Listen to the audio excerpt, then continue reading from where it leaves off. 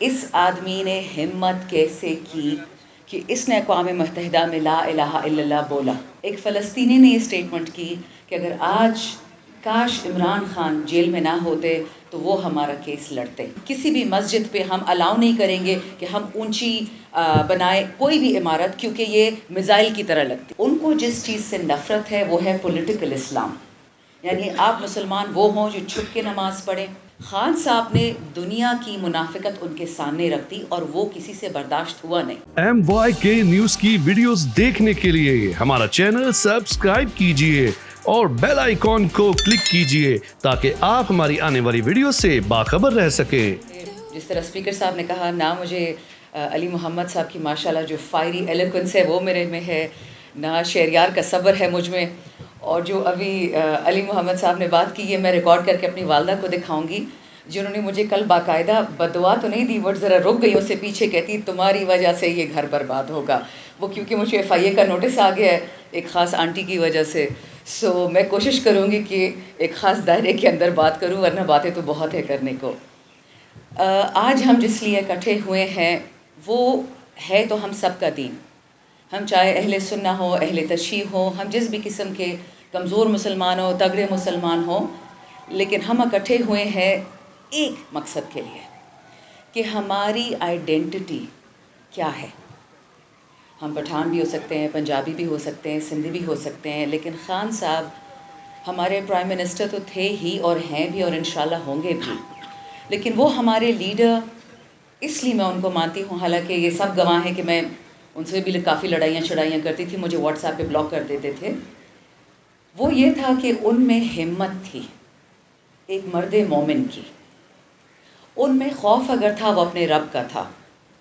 ہمارے prime minister Imran Khan, میں یہ نہیں کہتی کہ وہ نعوذ باللہ پیغمبر تھے یا غلطیوں سے پاک تھے، وہ ہماری طرح انسان تھے، لیکن جو ان میں ایک صفت ہے جو اللہ نے ان کو دی ہے، وہ صفت یہ ہے کہ وہ لڑتے ہیں اپنے رب کے لیے اور اب اس کے محبوب رسول اللہ علیہ السلام صلی اللہ علیہ وسلم کے لیے. میں نے آج تک دنیا کا کوئی گلوبل لیڈر نہیں دیکھا کہ وہ اقوام متحدہ میں جا کے یہ ہمت کرے. میں نے پہلے بھی یہ بات کہی تھی، ابھی دوبارہ کہتی ہوں کہ جو سب سے بڑا ایک کیل ان کی تخت کو الٹنے میں تھا، وہ یہی کیل تھا جو ٹھوکا گیا تھا کہ اس آدمی نے ہمت کیسے کی کہ اس نے اقوام متحدہ میں لا الہ الا اللہ بولا. پاکستان کا مطلب کیا؟ لا الہ الا اللہ. آزادی کا مطلب کیا؟ لا الہ الا اللہ. تیرا میرا رشتہ کیا؟ لا الہ الا اللہ. مرد مسلم، مرد اسلام، عمران خان زندہ باد. خان صاحب کی یہ خاصیت صرف پاکستانی نہیں مانتے، ساری دنیا مانتی ہے. جب فلسطین میں یہ جینوسائیڈ شروع ہوا، نسل کشی، جس قسم کا ظلم اور بربریت ہے، ابھی میں نمبرز دیکھ رہی تھی، 32,000 فلسطینی مسلمان اس وقت شہید ہو چکے ہیں، جن میں سے آدھے سے زیادہ بچے ہیں. ایک فلسطینی نے یہ اسٹیٹمنٹ کی کہ اگر آج کاش عمران خان جیل میں نہ ہوتے تو وہ ہمارا کیس لڑتے.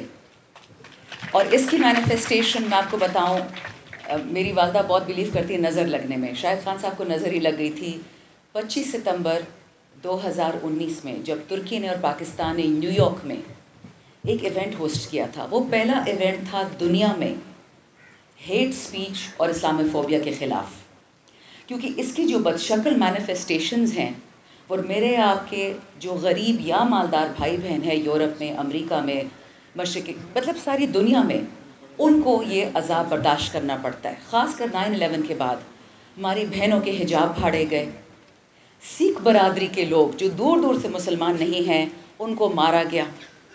ان کے قوانین ایسے بنے ایک خاص ملک میں جس میں اگر مسلمان کی اگر ایک نان مسلمان کی 1 سال کی سزا تھی تو مسلمان کی 3 سال کی سزا تھی.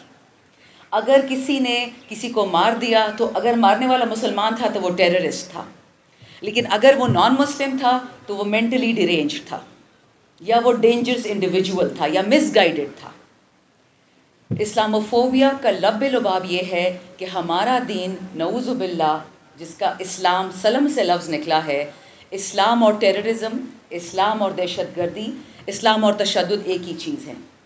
ہمارے مردوں کو جن کی داڑھی ہو یا پگڑی پہنے ان کو ٹیررسٹ کہا جاتا ہے کہ جی بچے اٹھا کے لے جاتے ہیں. ان باتوں کے ساتھ ہم بڑے ہوئے ہیں، یہ ہم نے دیکھا. میں نے 10 سال یورپ میں گزارے ہیں.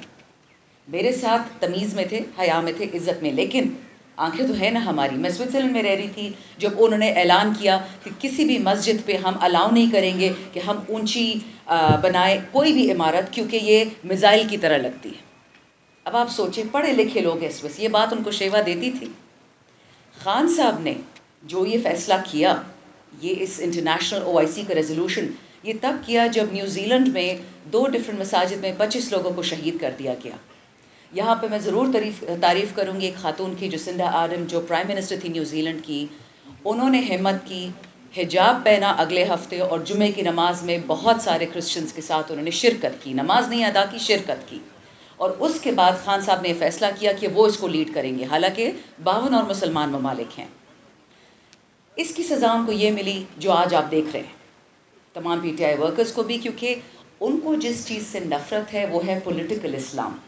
یعنی آپ مسلمان وہ ہوں جو چھپ کے نماز پڑھیں، فتح مکہ سے پہلے کا جو حال تھا، آپ چھپ کے کلمہ پڑھیں، آپ چھپ کے اسلام پریکٹس کریں. آپ کی خواتین حجاب نہیں پہن سکتی، برقع نہیں پہن سکتی، چہرہ نہیں ڈھک سکتی. کیوں نہیں ڈھک سکتی؟ جب قرآن کہتا ہے لا اکراہ فی الدین، اور جب فرینچ قانون کہتا ہے کہ آپ نے فرانس میں رہتے ہوئے آپ نہیں پہن سکتی دینی چیزیں، تو پھر وہاں پہ کراس کیوں پہنتے ہیں، صلیب کیوں پہنتے ہیں لوگ؟ پھر وہ بھی منع کر دیں. کرسمس کیوں سیلیبریٹ ہوتا ہے؟ خان صاحب نے دنیا کی منافقت ان کے سامنے رکھ دی، اور وہ کسی سے برداشت ہوا نہیں. وہ کسی کے خلاف نہیں ہے. وہ سب سے زیادہ ویسٹ میں رہے تھے، مغرب میں. ان کے بچے مغربی ہیں، مسلمان تو ہیں بٹ مغربی ہیں. تو اس لیے آئی تھنک میں تو شکر ادا کرتی ہوں. ہم ایک تکلیف سے اس وقت بہت گزر رہے ہیں، لیکن شکر اس لیے کرتے ہیں کہ ہم خان صاحب کے وقت میں پیدا ہوئے. وہ ہمارے لیڈر تھے، ہیں اور رہیں گے. اور وہ جو جد و جہد کر رہے ہیں وہ انشاءاللہ ہم خراب نہیں ہونے دیں گے. لیکن آپ سب سے بھی ایک ریکویسٹ ہے، اگر میں آپ کی توسط سے یہ بات کیسے ہوں کہ ہم نیو ایج مسلمز ہیں. اگر آپ کو یاد، ایک زمانے میں ایک منافقت ہوتی تھی پاکستان میں، ہم کہتے تھے انلائٹنڈ ماڈریشن. ہم معافی مانگتے تھے مسلمان ہونے کی، وہ ہم نہیں کریں گے. لیکن یہ ہم ضرور کریں گے کہ اس ملک میں ہمارے قائد اعظم رحمۃ اللہ علیہ نے جو سفید رنگ ڈالا اس جھنڈے میں مذہبی اقلیتوں کے لیے، ہم تہیا کریں گے جو عزت ہم دنیا سے مانگتے ہیں مسلمانی کے لیے، وہی عزت ہم پاکستان میں دیں گے غیر مسلم اقلیتوں کو، کہ ان کو نہ یہ فیل ہو کہ وہ ہم سے کسی طرح سے کم ہے. کیونکہ ہمارا رب، اور یہ میری آخری بات ہے اس پہ، سوری علی صاحب بہت ٹائم لے لیا، ہمارا رب رب المسلمین یا رب المومنین نہیں ہے، وہ رب العالمین ہے. تو کیونکہ وہ رب العالمین ہے، ہم نے اس کی عزت کرنی ہے. ہمارے جو قرآن میں ہے، ہم نے اپنے بھائی بہنوں کو اپنے ساتھ لے کے چلنا ہے، اور انشاءاللہ ہم اس میں بھی کامیاب ہوں گے. وقت لگے گا لیکن ہمت نہیں ہارنی. اور یہ یاد رکھیں کہ جو لوگ راہ راست پہ ہوں گے وہ کبھی بھی نہیں خراب ہو سکتے. بہت شکریہ.